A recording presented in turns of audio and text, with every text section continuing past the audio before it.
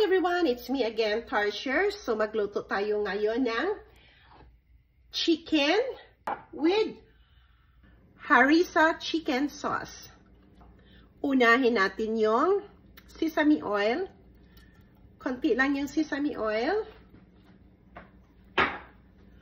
And then ilagay ko na yung sibuyas. Maraming sibuyas, mas masarap.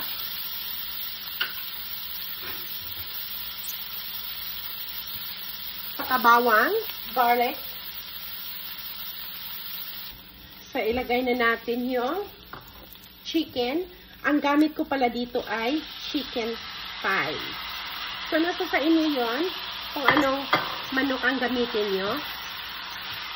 Chicken breast, pwede din.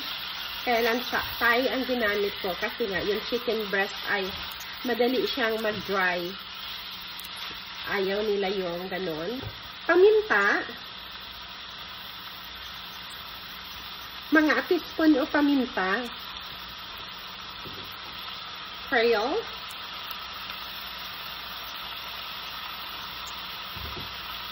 chicken powder,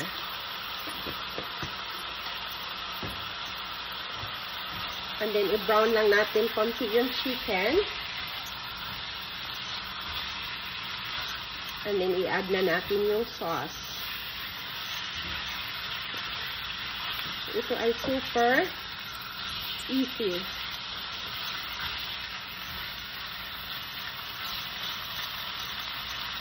I-brown lang natin sa konti.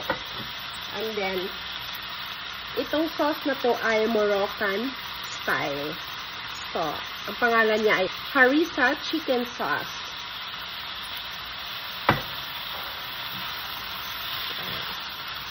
Medyo malaki ata yung cut ng chicken ko. Dapat bite cut.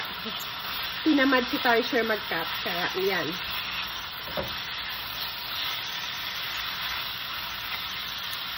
You just add harissa sauce. Ilagay na natin silang lahat.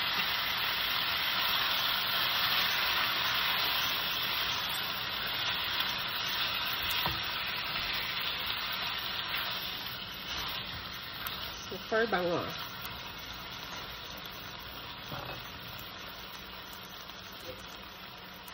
So we just put the lid and simmer it for 3 minutes.